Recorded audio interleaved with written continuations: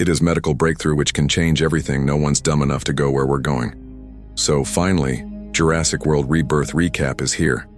And buckle up, cause this time the dinosaurs' roar ain't even the scariest thing around. It's been 5 years since Dominion, and the world just can't handle these prehistoric beasts anymore. The few dinos left are stuck in steamy jungles near the equator, but 3 of them are hiding a wild secret. Their DNA holds the key to making a miracle drug that could either save or doom humanity. That's where Zora Bennett comes in. She's a pro at undercover ops, leading a team on a mission to snatch that genetic material. But everything goes sideways when they end up stranded on a forbidden island packed with dinosaurs, forgotten ruins, and a secret lab hiding a discovery as savage as it is chilling. So hold on tight, cause in Jurassic World Rebirth, the secrets of the past might just eat the future alive. It all kicks off 17 years ago deep in the thick jungle. A chopper is coming down on St. Island. Inside, there's a bunch of doctors and scientists studying the DNA of all kinds of hybrid species.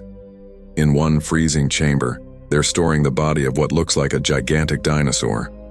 Meanwhile, in another room, 2 specialists walk in to run a procedure. But suddenly, there's a major containment failure as they're trying to shut a hatch. A tiny piece of debris gets jammed, stopping the seal from closing. Alarms start blaring, and everyone scrambles to lock things down manually, so whatever's trapped in there doesn't bust out. But the doctors who'd gone in to inject some meds don't make it out in time, and tragically they get killed by the very hybrid dinosaur they'd created. Later on, we see people painting walls covered in dinosaur drawings.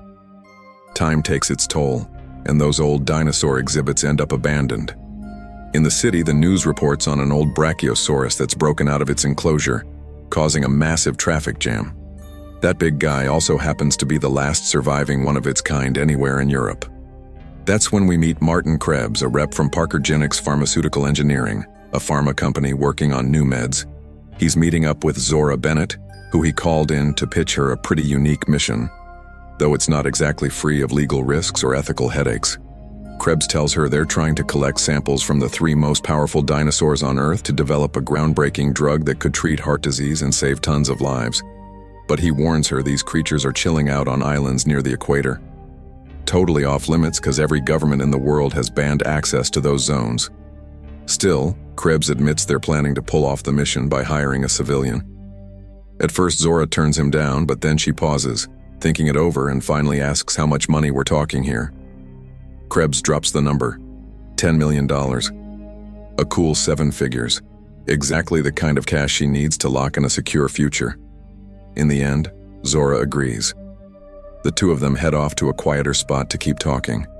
They hit up a museum that's about to close, dedicated to the era when dinosaurs ruled the Earth.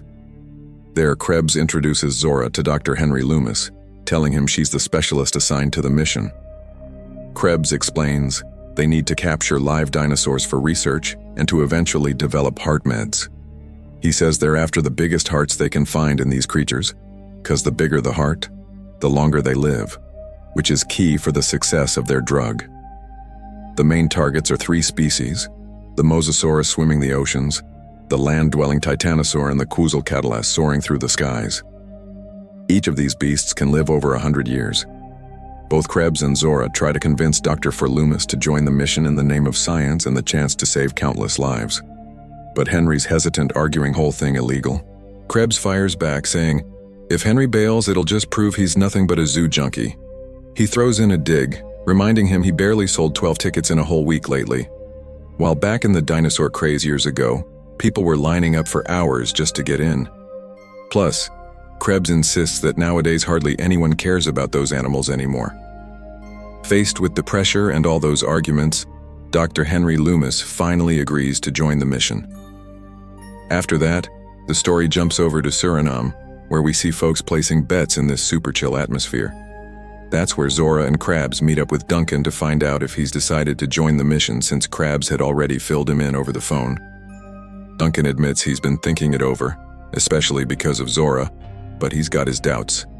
He's worried it's way too risky to put his boat on the line, considering he hasn't even finished paying it off yet. Zora, convinced Duncan's the best guy for the job, tells Krebs that she's spent a long time working with him. To sway Duncan, Krebs agrees to double the money they'd discussed before. In the end, Duncan gives in and says yes. Next, we meet Bobby Atwater, the team's security guy, whose main gig is making sure nobody gets chomped on or straight up eaten by any dinosaurs. Bob's also coming along for the expedition. Their first target for a sample is located near the equator, about 240 kilometers from where they're at right now. As they close in on the spot, Dr. Henry Loomis is busy prepping some special darts fitted with vials to collect DNA samples, but he makes it clear those darts are only going to work if they can get within 10 mi of the dinosaur.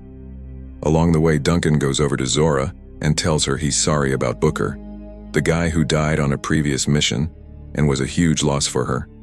A bit later, Duncan opens up about his personal life, saying that with his wife they only really saw each other when visiting their little kid, so eventually they just decided to go their separate ways. Zora, half joking and laughing, tells him they're both pathetic and that despite everything they got to stay alive if they want to grab the fortune waiting for them.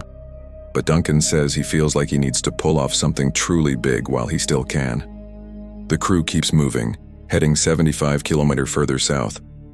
Meanwhile, the story cuts to a family sailing on a small yacht out in the middle of the ocean. Reuben, the dad, calls out to his younger daughter Isabella, asking her where her sister Teresa is. Right then, Teresa pops out from inside the boat, and Reuben asks her about her boyfriend, reminding her it's his turn to take the helm. A moment later, Javier, Teresa's boyfriend, shows up looking half asleep, but he refuses to take the wheel, saying he's totally wiped out and instead suggests they drop anchor.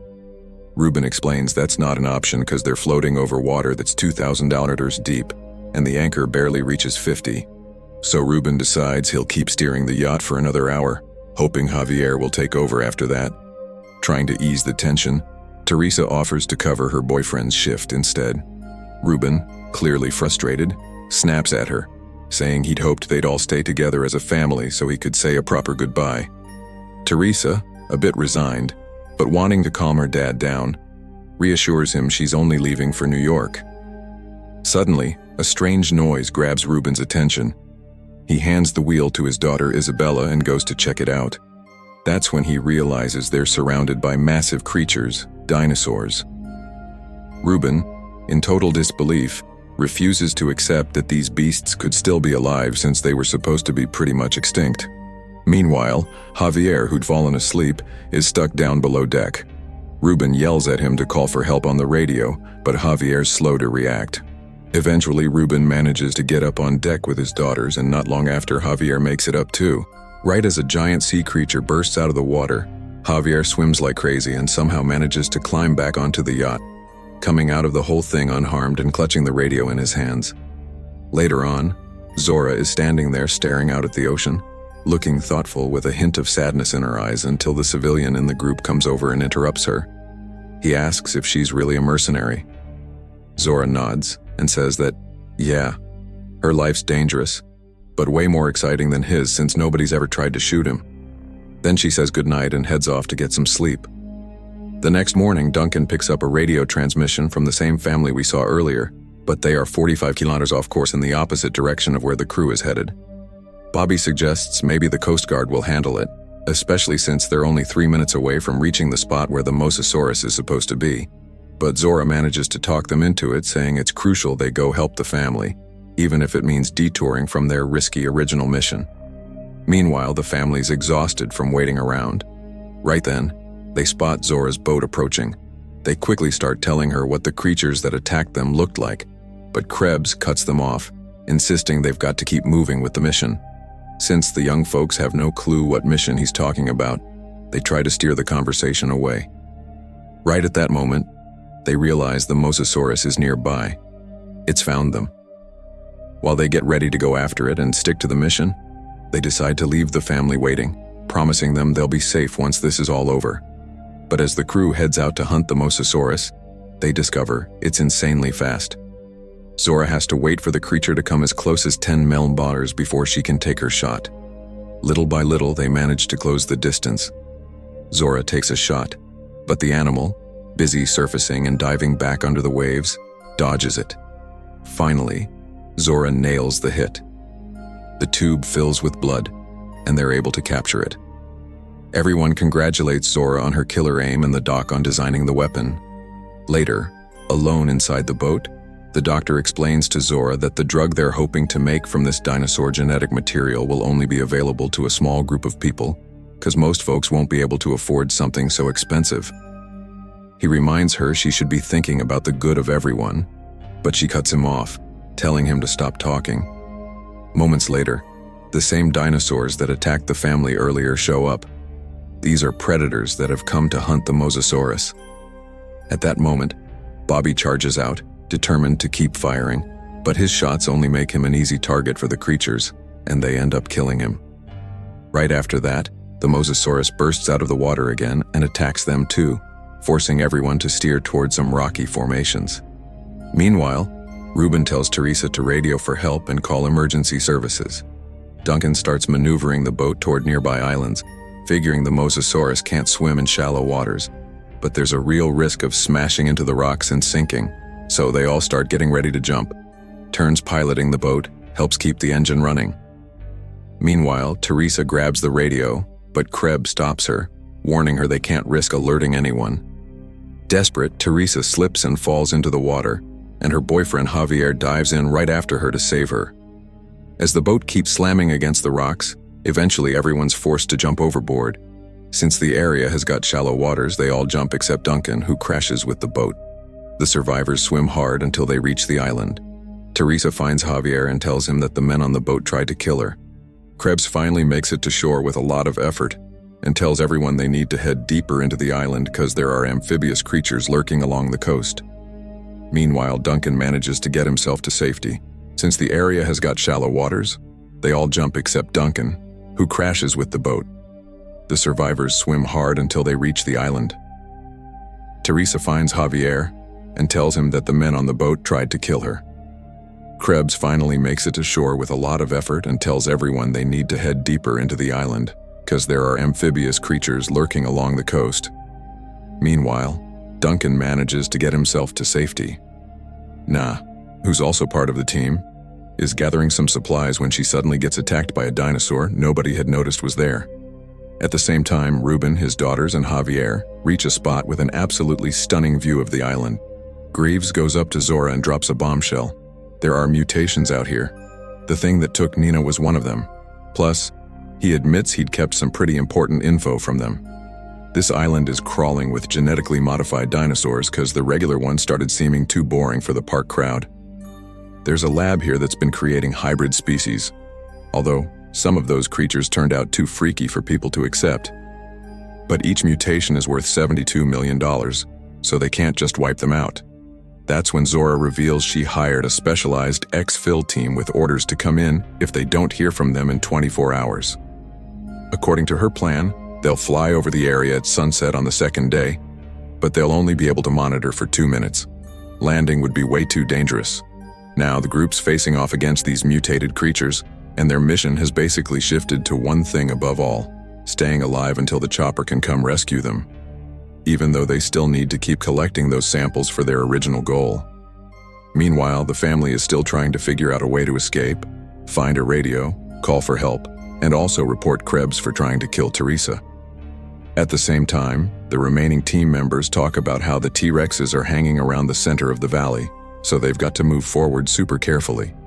Later, Zora confronts Krebs about what happened with Teresa and how she fell into the water, but he keeps insisting nothing weird went down and that she just slipped. Zora doesn't buy it and warns him that if she finds out there was anything else going on, she'll personally make sure he pays for it. Then the little girl stumbles across a small dinosaur that turns out to be a mutation, and her sister manages to scare it away. Not long after, Ruben thanks Javier for jumping into the ocean to save Teresa. Meanwhile, Krebs heads over to the lake to fill up his canteen and spots a necklace stuck between the rocks. When Krebs turns around, he comes face to face with the wreckage of a crashed helicopter, the same one we saw at the start of the story. Meanwhile, over with the family, Javier is scouting the area, looking for a safe path. He's convinced they've got to follow the underground pipes to reach the island's facilities.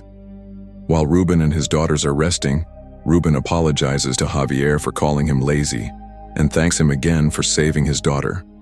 Javier, though, admits he doesn't even know why Teresa still sticks around with him. Ruben tells him that even when people talk bad about you, you've always got to prove them wrong through your actions, because if you don't, those words might end up becoming true. After that, Javier steps away to go to the bathroom. Meanwhile, the little girl wakes up and realizes the small mutated dinosaur has come back and is now sleeping next to them. As for Javier, while he's off relieving himself, he suddenly notices a dinosaur sneaking up on him.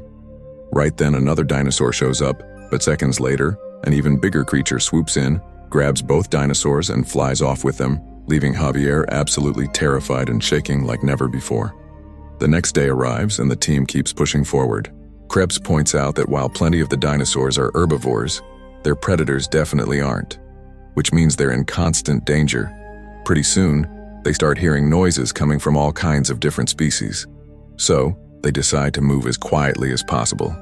Suddenly, a giant tail swings into view, giving away the presence of the land-based T-Rexes. As the younger crew members run off looking for cover, we see that despite their massive and fearsome look, these creatures actually show some surprisingly gentle gestures. Zora gets a dart ready to draw blood, and the doctor, super excited, goes up and touches the dinosaur's leg. Feeling something totally unique and unforgettable, Zora manages to get close enough and fires the dart. They successfully draw a blood sample and realize there's a whole bunch of these dinosaurs living in the area. Meanwhile, the family keeps trekking, still trying to find the facility they've heard so much about. The little girl still hanging out with her tiny mutated dinosaur, who she decides to name Dolores, totally set on taking it home with her. But because they're distracted, they slip and end up tumbling down. Dolores falls too, but gets scared and scurries away, sensing that place might be dangerous. Then Teresa spots a boat in the distance and decides to go after it since her dad can't walk. Struggling forward, Teresa slowly makes her way toward where the boat is supposed to be. But along the way, she spots signs of a dead dinosaur. As she gets even closer, another dinosaur suddenly appears, but it senses an even bigger predator nearby and quickly backs off. That's when Teresa turns around and discovers a T-Rex sleeping right there. Still determined to reach the boat she sees ahead of her. She keeps moving forward, but once she gets to what she thought was a boat, she realizes in anguish that it's just the bow of a vessel, half buried, incomplete, and abandoned. Panicked, she searches the area more thoroughly and finds an emergency bag. Meanwhile, the little girl goes over to Dolores and sadly tells her she has to leave because this place isn't safe for her. Teresa drags the emergency bag over to the dock, getting it as close to the lake as possible. There, she reads the instructions printed on the bag, which say it has to be inflated on solid ground. From the other side of the lake, Ruben yells at her not to inflate it, but Teresa, dead set on getting off the island, ignores him and activates the mechanism. But the noise of the raft inflating wakes up the massive dinosaur that had been sleeping until that moment. Although the dinosaur doesn't notice Teresa right away, it wanders off to another part of the lake to drink some water. Seeing her chance while the dinosaur is distracted, Teresa hauls the raft over to where her family is waiting. With a heavy heart, the little girl finally says goodbye to the tiny dinosaur Dolores, and everyone scrambles onto the boat. But the strong current in the lake starts pulling them straight toward the area where the T-Rex is hanging out. Panicking, they all start paddling like crazy, trying to get away. But the giant dinosaur dives underwater and starts swimming after them. In one swift, violent move, the Rex overtakes them and with a single shove, flips the raft and sends everyone spilling into the water. The family manages to survive, but once the T-Rex realizes they're still alive, it keeps chasing them and almost chomps down on Ruben, gasping for breath and barely able to speak. Ruben shouts for everyone to hide among some rocks so the Rex can't get to them. But then he's struck with horror when he realizes his youngest daughter is missing. Screaming her name in a panic, he searches frantically for her. That's when Isabella calls out and Ruben spots her, feeling a wave of relief. She'd been hiding under the overturned boat the whole time because she didn't know how to swim. This new creature lunges after the little girl, but she manages to hide inside a fridge. Strangely enough, the dinosaur catches sight of itself in a nearby mirror and, disgusted by its own reflection, decides to leave. Meanwhile, the others come up with a plan and start moving through the pipes. On their end, Duncan and Henry discover there are tunnels running underneath the island that connect straight out to the ocean. From there, they can spot the helicopter approaching along with various species still frozen inside cryogenic chambers. Duncan decides to go back and find the kids while he sends Henry off toward the chopper. Meanwhile, Krebs, carrying the samples, realizes he's got the keys to a vehicle and decides to make a run for it, leaving Zora behind. But Zora's not giving up that easy and takes off after him. Soon, she sees a dinosaur spotting the kids inside the pipes and climbing down to go after them, but she jumps in too to help. Meanwhile, the helicopter pilots, not seeing any clear signals, start preparing to leave. But Henry fires off a flare just in time, catching the crew's attention. The helicopter swings back around to pick them up, right as a gigantic mutant dinosaur appears and with brutal force tears the aircraft to pieces. Henry, horrified, takes off, running as fast as he can to warn Duncan about what just happened.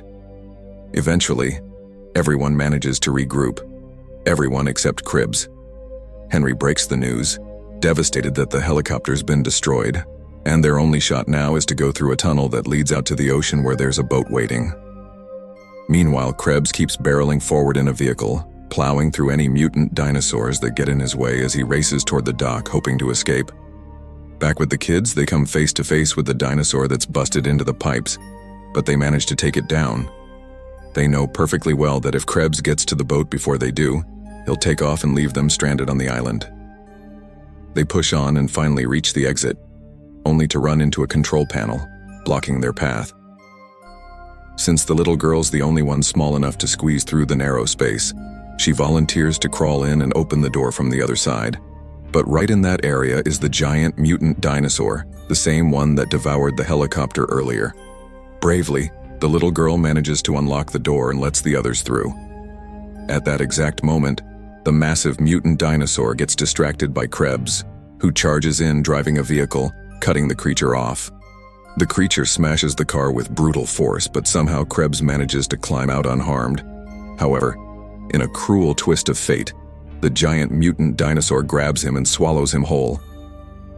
Without wasting a second, Zora grabs the samples that fell from Krebs's hands. Determined to get out, the group rushes toward the boat, but the little girl freezes in terror when she sees the colossal dinosaur looming so close, ready to snatch her up. Duncan, determined to protect her, lights a flare to distract the monster and lure it away from the girl.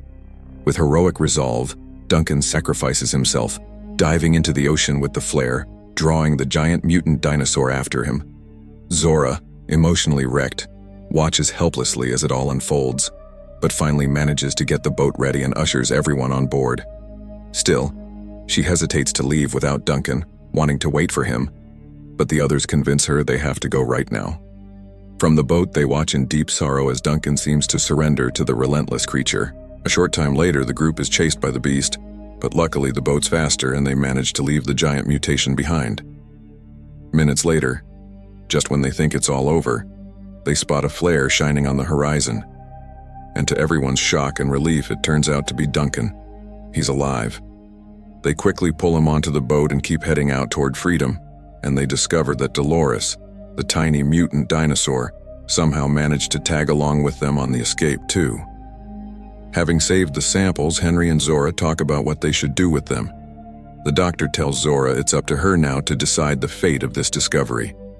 After thinking it over, Zora says that right now she'd rather see the samples used for the good of the world, and that in the end, money isn't the most important thing to her anymore. Meanwhile, they watch in awe as a group of dolphins leaps and glides through the water around them, sharing smiles and hopeful glances. And that's where this story comes to an end.